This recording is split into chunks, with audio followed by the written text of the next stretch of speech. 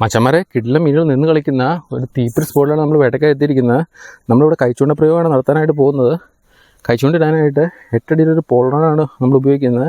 അതുപോലെ തന്നെ ചെറിയൊരു ഹുക്ക് ഇട്ടിട്ടുണ്ട്, ചെറിയൊരു ഫ്ലോട്ട് നമ്മൾ കൊടുത്തിട്ടുണ്ട്. അപ്പോൾ നമ്മൾ ബെയ്റ്റായിട്ട് തീപ്പൊരി ബെയ്റ്റാണ് സെറ്റ് ചെയ്ത് കൊണ്ടുവന്നിരിക്കുന്നത്.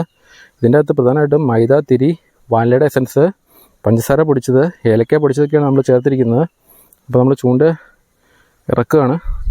ചെറിയൊരു ഹുക്കിൽ ചെറിയൊരു ഉണ്ട നമ്മൾ സെറ്റ് ചെയ്തിട്ടുണ്ട്. നമ്മൾ അധികം ദൂരത്തേക്കൊന്നും ഇടേണ്ട കാര്യമില്ല.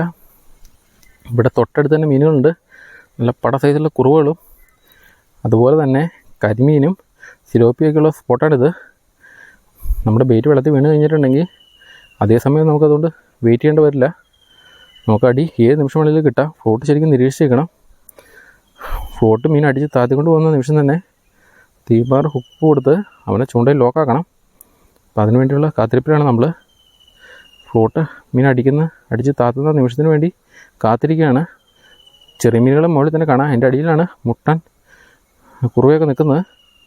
ഉറപ്പായിട്ടും അമ്മമാർ കയറി അടിക്കും. അപ്പോൾ ആ നിമിഷം നോക്കി നമ്മൾ വെട്ടിച്ചൊരു വലി കൊടുത്തില്ലെങ്കിൽ മീൻ മിസ്സാവും.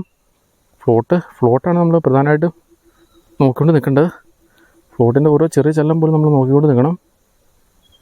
ഫ്ലോട്ട് വെള്ളത്തിലേക്ക് അടിച്ച് താഴുന്ന നിമിഷമാണ് നമ്മൾ വെട്ടിച്ചൊരു വലി കൊടുത്ത് അവൻ്റെ ചൂണ്ടയിൽ ലോക്കാക്കേണ്ടത്. അപ്പോൾ നമ്മൾ അതിന് വേണ്ടിയുള്ള കാത്തിരിപ്പിലാണ്. അപ്പോൾ നമുക്ക് വെയിറ്റ് ചെയ്ത് നിൽക്കാം.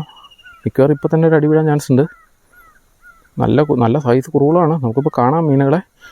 നമ്മൾ വെയിറ്റ് നമ്മൾ അടുത്ത വെയിറ്റ് പ്രിപ്പയർ ചെയ്തിടുവാണ്.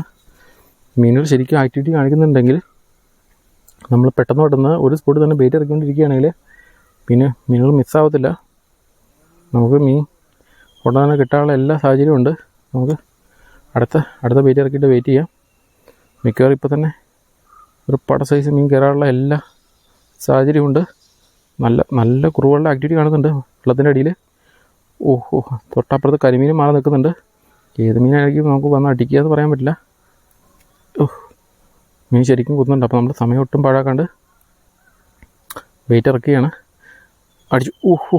നല്ല അടിയാണ്. നമുക്ക് ഹുക്കപ്പ് കൊടുക്കാനേ സമയമുള്ളൂ. മീൻ ശരിക്കും ആക്ടിവിറ്റി കാണിക്കുന്ന സമയമാണിത്. മീൻ എല്ലാ ഭാഗത്തു നിന്നും വന്നിട്ടുണ്ട്. നമ്മുടെ ബെയ്റ്റോടെ വീണ് ഏതായാലും നമുക്കൊരു തന്നെ ഇപ്പോൾ തന്നെ പൊക്കാൻ പറ്റും. അടിച്ചു മിസ്സായി. നമ്മുടെ കുറുവ ചാടിപ്പോയി. നേരത്തെ നമുക്കൊരു കുറുവ കിട്ടിയിരുന്നു. അത് ചാടിപ്പോയി. അതുകൊണ്ട് നമ്മൾ തിരിച്ച് വെള്ളത്തിലേക്ക് ഇട്ട് വയ്ക്കുകയാണ്. ഈ ജീവനുള്ള കുറുവകളെ പിടിച്ച് നമ്മൾ കീപ്പ് ചെയ്യുകയാണെങ്കിൽ നമുക്ക് വൈകിട്ട് മനഞ്ഞിൽ പോലുള്ള മീനുകൾ പിടിക്കാൻ പോകുമ്പോൾ ഇവന്മാരെ കൊണ്ടുപോകാൻ പറ്റും.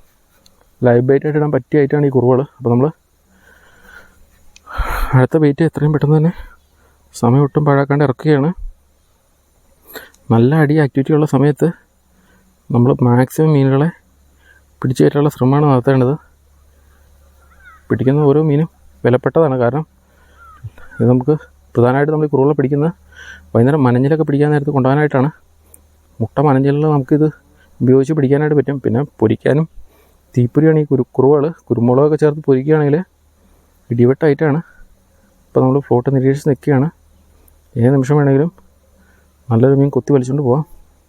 അതിനുവേണ്ടിയുള്ള കാത്തിരിപ്പിലാണ്. സ്പോട്ട് മാറ്റി ഇടേണ്ട കാര്യമൊന്നുമില്ല. ഒരു സ്പോട്ട് തന്നെ ഇട്ടാൽ മതി. മീൻ കൊത്തുന്ന നിമിഷത്തിന് വേണ്ടി നമ്മൾ നോക്കി നിൽക്കണം.